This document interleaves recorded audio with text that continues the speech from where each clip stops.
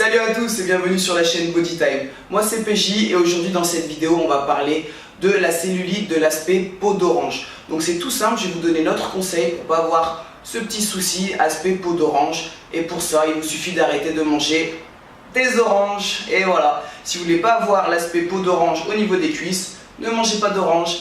Merci et à bientôt. Bien sûr vous imaginez que ce serait trop simple, très facile et que c'est pas comme ça que ça marche. Je vais donc essayer de vous donner des vraies astuces pour ne pas avoir cet aspect peau d'orange. Donc déjà à savoir c'est que souvent ça concerne principalement les femmes, ça peut arriver chez les hommes sur des zones différentes mais principalement donc ça va être chez les femmes au niveau des cuisses, des hanches, des fessiers. Donc qu'est-ce que c'est la cellulite? Il y a trois types, on va essayer d'abord bien les définir et après vous allez comprendre un petit peu mieux comment l'éliminer. Donc vous avez d'abord la cellulite adipeuse, un amas de gras. La cellulite également aqueuse, où là ça va plus être de la rétention d'eau, d'accord? Et la cellulite fibreuse, où là ça va être une fibrose au niveau du collagène. Donc c'est trois cellulites différentes. Après on va prendre le problème dans l'ensemble parce que souvent ces trois sont liés. Vous verrez juste une petite particularité à la fin de la vidéo à propos de la cellulite aqueuse. Donc pourquoi? Parce qu'on commence souvent avec la cellulite adipeuse, ça veut dire un amas de graisse. Vos cellules adipeuses vont donc grossir, prendre de plus en plus de place. Elles peuvent grossir jusqu'à 50 fois par rapport à leur taille originale. Donc ça va faire que vous allez avoir une plus grosse densité, ce qui fait que ça va appuyer sur les vaisseaux sanguins et les vaisseaux lymphatiques. Le problème donc c'est que ça va limiter la circulation, il va y avoir une accumulation au niveau des toxines du coup parce que vous arriverez moins à évacuer donc tout ce qui va être toxines, déchets, ce qui fait que ça va créer des inflammations, ça fait qu'amplifier le phénomène. Et donc pourquoi j'expliquais au départ que toutes les cellulites étaient liées, c'est que plus vous allez avoir d'amas graisseux de cellules adipeuses, plus vous allez appuyer sur les vaisseaux sanguins, les vaisseaux lymphatiques, limiter la circulation, ce qui fait que ça va faire une accumulation au niveau des toxines, des déchets, ce qui va créer des inflammations, et aussi donc ça va limiter le retour au niveau de l'eau, des liquides, et donc faire de la rétention d'eau. Ensuite, toujours par le même phénomène, ça va faire que vos cellules, plus elles vont grossir, plus elles vont devoir être solides, résistantes, ce qui fait que les fibres vont devoir se tonifier, se renforcer. Petit à petit, ça va faire des amas, donc des fibroses. Le collagène va devenir vraiment très dur et là on arrive à de la cellulite fibreuse. Souvent c'est donc une cellulite plus dure et plus douloureuse au toucher. Donc quels sont les facteurs qui jouent sur la cellulite? Vous avez 5 facteurs différents. Le premier c'est génétique, le deuxième c'est hormonal, le troisième c'est circulatoire, le quatrième c'est au niveau de l'alimentation et le cinquième c'est au niveau de la musculation. Donc le premier au niveau génétique, vous imaginez bien qu'on ne peut rien y faire. Le deuxième, au niveau hormonal, on ne peut pas changer grand chose à part quelques petits détails et notamment pensez à déstresser, bien vous relaxer parce que je vous l'ai déjà expliqué dans une vidéo comment perdre son ventre, mais le cortisol, l'hormone du stress, va faire que vous allez plus stocker les graisses et c'est également vrai donc pour la cellulite.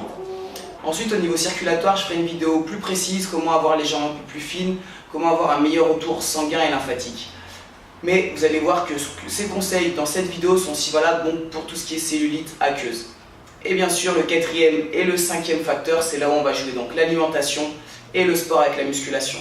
Pour l'alimentation, il ne faut pas faire un régime, on vous l'a déjà dit, mais les régimes, c'est contre-indiqué et c'est la même chose pour la cellulite. Pourquoi? C'est que même si vous faites un régime, que vraiment vous diminuez vos apports caloriques, ça ne veut pas dire que vous arriverez forcément à déloger ces graisses-là. Il faut plus prendre une bonne alimentation équilibrée. Si vous mangez peu, mais très mal, vous allez voir que vous garderez quand même cette cellulite. Donc il faut garder une bonne alimentation, diminuer un tout petit peu les apports caloriques, éviter tout ce qui va être sucre simple et les acides gras saturés parce que ça c'est vraiment ce qui va privilégier la prise de gras et donc la cellulite.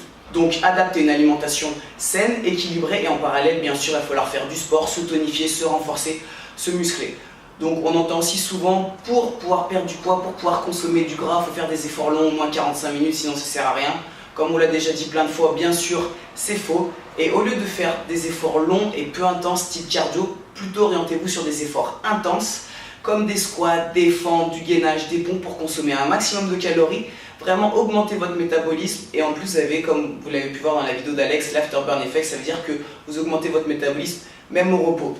Pour la cellulite qui est souvent localisée au niveau des jambes, des fessiers, des cuisses, je conseillerais donc aussi tous les exercices, comme j'ai dit, squat et fentes. Pourquoi? Parce qu'en plus d'être très coûteux énergétiquement, ça va faire que ça va muscler vos jambes donc au niveau des membres inférieurs, ça va faciliter le retour sanguin, le retour lymphatique pendant l'effort, mais aussi après parce que les muscles vont faire comme une pompe pour aider donc sur le retour lymphatique et le retour sanguin. Vous savez, on a le cœur en haut, mais il n'y a rien qui fait remonter le sang, si ce n'est quelques valves et donc l'activité musculaire. et donc cela pourra augmenter la circulation et limiter la cellulite. Donc pour vous donner un exemple sur une semaine, pensez à y manger équilibré, sain et faites 5 à 6 séances de sport. Je vous conseillerais par exemple 2 à 3 séances cardio training, vous pouvez faire des efforts assez longs comme vous avez l'habitude de faire, soit en intervalle training, soit des efforts constants et en parallèle donc des séances de tonification, de musculation. Vous pouvez suivre par exemple nos vidéos spéciales femmes dans la playlist avec 10 à 15 minutes d'efforts vraiment intensifs. On travaille énormément les membres inférieurs, donc vous allez voir que c'est très efficace. Vous faites ça 3 à 4 fois dans la semaine et au bout de 2-3 mois, vous commencerez à avoir vraiment de bons résultats. Et en complément donc d'une bonne alimentation et de la musculation pour se tonifier, se renforcer, vous pouvez aussi utiliser certaines méthodes à base de massage, donc comme le palpé roulé ou la cellule M6. A savoir que ces méthodes seront inefficaces si vous faites que ça. D'accord ? Ça peut juste vous aider à casser un petit peu plus ces amas graisseux, ces fibroses et donc vous aider à consommer le gras. Mais si derrière vous ne faites pas du sport et que vous n'avez pas une bonne alimentation, vous n'allez pas le consommer, du coup vous allez garder votre cellulite. C'est vraiment un complément, ce sera inefficace si vous faites que ça. Et l'ensemble va faire que ça va amplifier le phénomène et petit à petit vous arriverez à délocaliser, à déloger cette cellulite. Et voilà, j'espère que la vidéo vous a plu. Vous pouvez donc bien sûr continuer de manger des oranges, vous avez compris que ça n'a pas d'influence sur l'aspect peau d'orange. En ce qui concerne donc la rétention d'eau, je ferai une vidéo un petit peu plus poussée, un petit peu plus spécifique. Voilà, vous avez vu que j'ai pas forcément parlé des crèmes pour limiter la cellulite. On fera une vidéo aussi un petit peu plus explicative sur qu'est-ce qui marche pas, qu'est-ce qu'on en pense.